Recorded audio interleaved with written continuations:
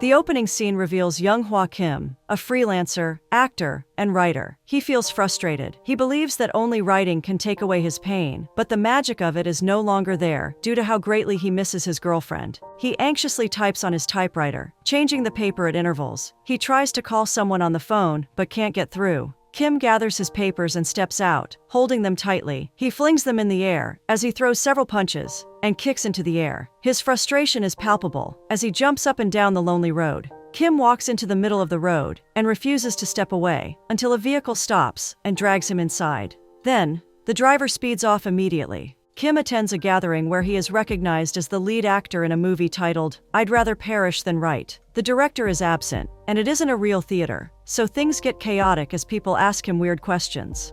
After the event, he gets on a train. Kim arrives at his house later, and he spends the remaining time working on a few scripts before retiring to bed for the night. He thinks back on life before his breakup. On one particular day, he goes shopping for a few grocery items with his live-in girlfriend, Cho Hyun-chul, who is a science teacher and a freelancer as well. She suggests he get someone to come to fix the lock before the cat, Theo, gets lost on the street, especially now that it's prone to wandering outside the house. After shopping for groceries, they return home and chat over a plate of pasta about the recent happenings at work. Ah-hyun shares a documentary she watched somewhere about how some Indians going through tough times would fall asleep holding a spoon, and when they woke up, things would start working themselves out. Kim finds the tale funny. He argues and makes some valid points. He believes that classic tales are all fantasies created by humans to make painful situations less hurtful. Ah-hyun thinks he's just being a know-it-all. They just laugh it off, and soon they finish up with their meals. Ah-hyun offers to take care of the dishes in exchange for help with her research the next day. Later, when she is done cleaning up and bathing, she finds Kim rehearsing a script all by himself, so she offers to assist him with the role of another character. He is playing the character of a psychic, and he watched a few videos on the internet, hoping they would help him play his role well. His acting only makes Ah-hyun laugh. Kim thinks he shouldn't act. After all, it is just one scene. Furthermore, he points out that she is the second person who didn't like his acting. She consoles him by saying that the role suits him. He simply needs to enjoy it more. He responds by cuddling her and planting a kiss on her cheek. Moments later, they are both panting. If you know, you know. Ah-hyun turns the light on, and they lie on the bed with smiles on their faces and their hair disheveled. Ah-hyun informs him that her legs are wobbling. Meanwhile, Kim feels like there are butterflies in his stomach. She grabs a glass of water and gulps it down to make her feel a bit refreshed. Just as food is to a hungry soul, so is water to the tongue of a person who just finished sweating out after a hot session of sexercise. Sorry, I meant exercise. Kim informs Ah-hyun that his audition is getting closer, and he is getting worried about it because things don't happen without a warning, and he is also confused. Ah-hyun snuggles him and jokingly asks if she is also confusing him. He chuckles and reaches out for the light. He turns it off and continues playing with her until they fall asleep. The next morning, Ah-hyun wakes up and turns on the incense burner before getting into the kitchen to prepare breakfast. They spend the remaining hours eating, chatting, and even dancing together until it is time for her to step out of the house. Hours later, they finally pack up and head out of the house to an astronomy gallery. There, they spend most of the time watching the constellations. A day passes, and after meeting up with Ah-hyun's friends, she gets back home annoyed with Kim for indirectly telling her friends that she has no ambition. Their argument becomes heated, even though Kim tries to argue without raising his voice, unlike what she is doing. He doesn't understand why she is getting pissed when she also spoke about his financial struggles in front of her friends. The sour taste of discord gently seeps into their fight. Ah-hyun angrily reminds him that they are both freelancers and they are struggling with bills, which is not too far-fetched from what she had said. Kim tries to make her understand that he didn't mean to diss her, but she is tired of his excuses already. She no longer feels like he loves her, because whenever he gets writer's block, it seems like he blocks out his life as well. Later that night, Kim tries to touch her when they are on the bed, but Ah-hyun shoves his hand off her body and continues fidgeting with her phone. He leaves the bed and goes to sleep on the floor, only for her to come to wake him up, blaming him for not apologizing and pointing out how he has the guts to sleep while she has been crying. She sends him out of the house in the middle of the night, and Kim believes everything is okay, confident she will just let him back in a few hours. He wanders about in the cold until dawn, when he decides to go back to the house. Unfortunately, he struggles with the security system, and he realizes that his code is no longer working. He knocks on the window, calling out to Ah-hyun, yet he does not get a response. Amid his frustration, he receives a text informing him that his role has been given to someone else. Kim wanders around almost all throughout the day, not knowing what to do, until he finally comes up with something. He admits his regret to an old-time friend, Seok Ho, who is also his colleague. Seok Ho promises to help get him another audition with the help of a director friend who is casting. Not too long after, Seok Ho begins educating him about the seriousness of beerification and proper beer consumption. They end up in a restaurant, enjoying some fried eggplant dishes and soju to go with them. They keep talking about different topics and what is going on in their personal and professional lives. Seok Ho admits that he's in love with a girl, but he lacks the confidence to tell her how he feels. He wonders if Kim is also in a relationship or not. He leads Kim to his crush's apartment, pleads with him to act like him, then confesses love to Ji-woon. Seok-ho runs off just when he spots her coming out. He hides some distance away and watches how his friend pretends to be him and then professes love to Ji-woon on his behalf. Ji-woon arrives, and she mistakes Kim for Seok-ho. She mocks him for being courteous and assumes that his peculiar demeanor stems from his decision to sign a surety once more, following her warning not to. Kim realizes that she is mistaking him for Seok-ho, so he decides to play the role. After all, he is an actor, so he gives it a try. The perfect way to bring out his inner lover boy. He calms Ji-woon down and informs her that he has something to tell her. He starts to declare his love for her in place of Seok-ho, and even acknowledges his many flaws when she gives him an audience. But Ji-woon does not seem to be responding the way he had anticipated. Kim, in frustration, asks her why she does not understand how he feels about her. Ji-woon starts crying so much as a result of his outburst that her parents start running toward her. They inquire about what Kim must have done to her, but she keeps crying, so they chase him away and begin to hit him. Talk about playing the wrong role. After recuperating for a short while, Kim lashes out at Seok-ho, who is observing Ji-woon's men beat him up from his hiding place. He feels disappointed that Seok-ho has not changed, and he doesn't even bother to tell him that they were once engaged. He is furious that Seok-ho treats him poorly and only considers himself. He regrets ever drinking with him in the first place because his actions are not those of someone who knows how to love. Seok-ho cuts him off, arguing that love is illogical. He tells Kim that he is not any different from him because he always fights with Ah-hyun, and he is the one who always comes to fix things for him. The duo argues and debates their points and the reasons why they stopped talking to each other for a long time because of their different views on certain things. After the heated session, Seok-ho explained that to make fried eggplants, one will have to use dried eggplants, which are brown and somewhat weird. Nobody knows the process it takes, but they all enjoy eating fried eggplants. Therefore, he is at that point where he will have to wait for his eggplant to dry completely. Who would have thought love could inspire one to be a philosopher? Seok-ho takes his leave while Kim thinks back on the time they spent together laughing, eating, and all the memorable moments they shared. Friendship might be difficult to keep, but the process of bonding cannot be easily thrown away. Kim soon gets up and follows after Seok-ho. He questions why Ji-woon had mistaken him for Seok-ho because it makes no sense to him at all. Seok-ho fixes Kim's broken glasses, which were damaged as a result of how Ji-woon's dad manhandled him.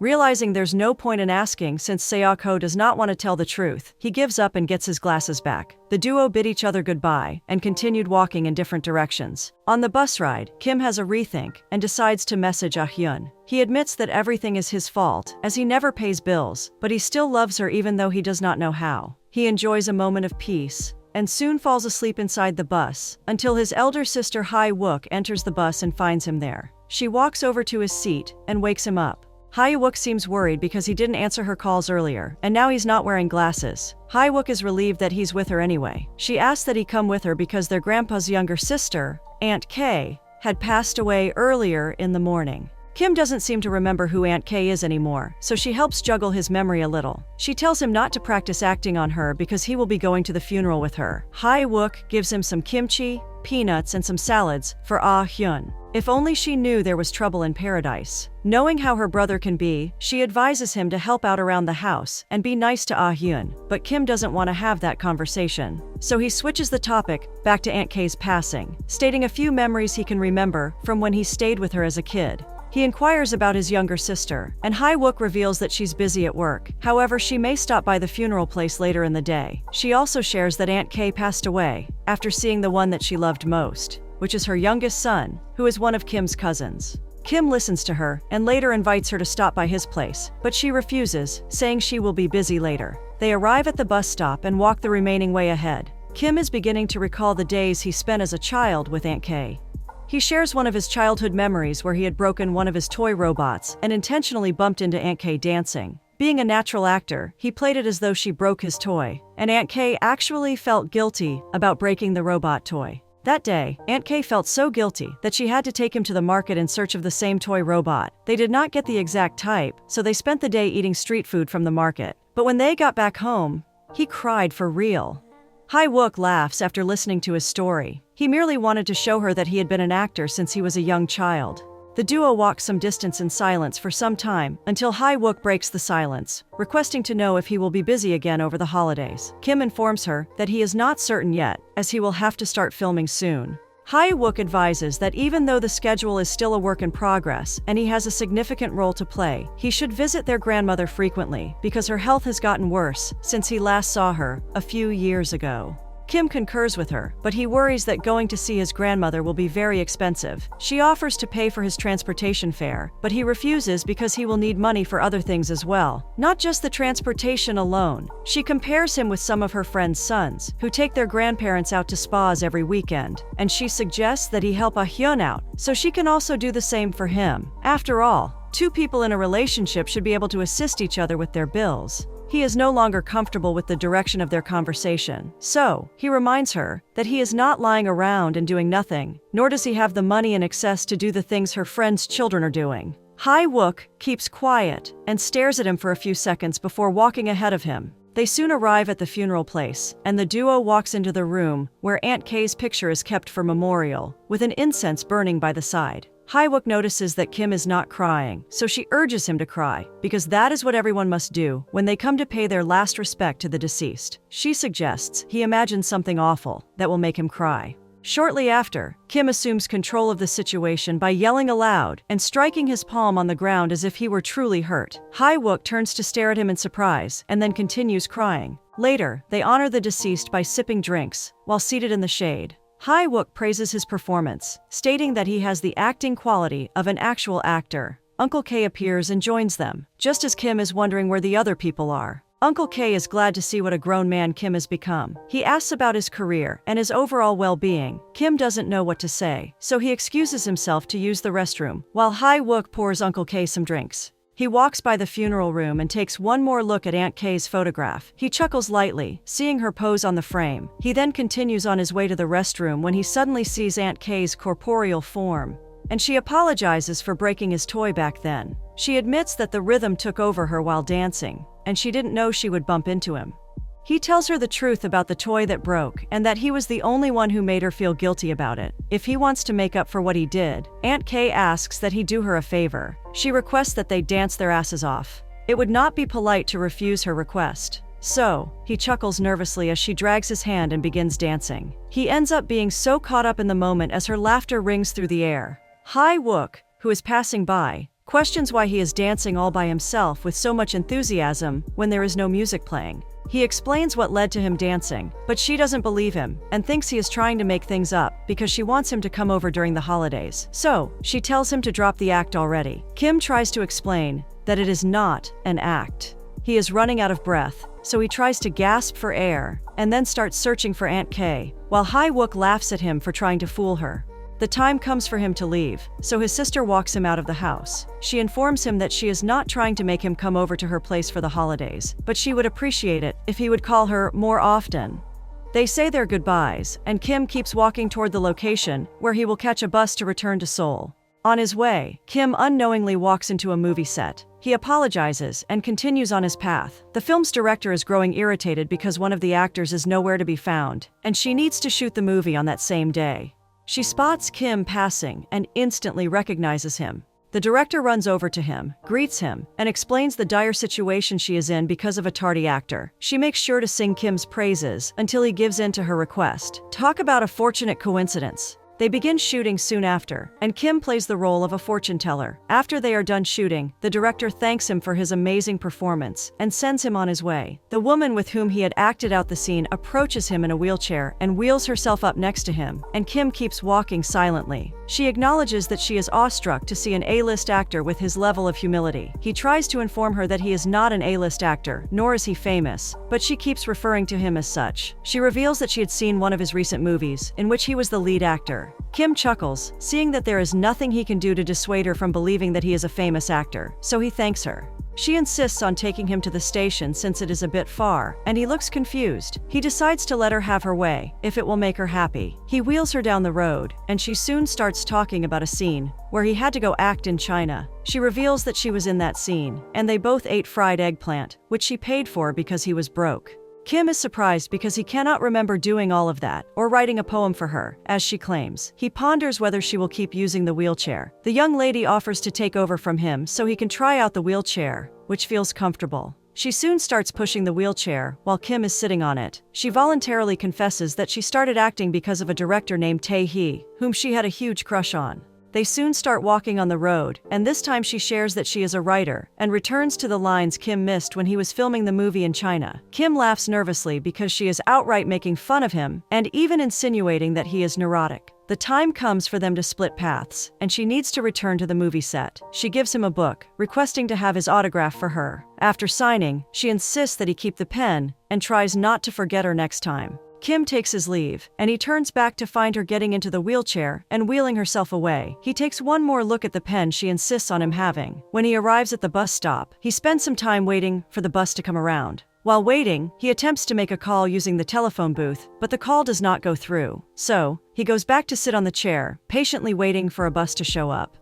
Hours later, Kim arrives in Seoul. He purchases a cake and spends hours writing and rewriting to get the perfect letter. In the letter, he admits that he didn't know how many paths he had to cross to realize that people never really change, but he finally realized that people always forget and lose. The sunrise, snacks, and meals that they shared, those other activities like taking walks around with takeout coffee, and a few other things mean so much to him. He addresses the letter to Ah-hyun and packs up everything, and then he begins a race to get back home. He gets back home searching for Ah-hyun and his cat, Theo. He doesn't get any response from them, so he runs back out. A few moments later, Kim and Ah-hyun are in the park, running helter-skelter around the park in search of Theo. Ah-hyun blames him for not changing the lock like she had asked him to. He assures her that they will find Theo, so all they need to do is keep looking. For the first time, Ah-hyun notices how he looks. She ignores him, and they continue their search for Theo, checking all the corners and holes around them. They later make the decision to discuss their differences and acknowledge their shortcomings. Kim apologizes, and he admits that they need to communicate. He is aware that although she loves him and has high expectations of him, she also gives up on some things easily. Although it is difficult, they both acknowledge that they must make an effort to accept each other for who they are. Theo eventually returns home. Kim moves over to the bed and joins Ah-hyun, who is feasting on the cake he bought, while he caresses Theo. She is surprised that he's asking how her day went. Kim laughs lightly and reveals that he has expanded his mind, just like the constellations. Ah-hyun smiles and shares something weird that happened when she went out for lunch earlier. She had seen a tarot shop nearby, so she decided to look inside, and to her surprise, the fortune teller did the same thing he does whenever he is rehearsing his role. Kim chuckles and continues playing with her fingers. He confesses that she's even looking more pretty than she was before. Ah-hyun finally confesses that she missed him when he was away. Her confession gets Kim excited as he wraps his arms around her. He cuddles her so they can continue enjoying their time together.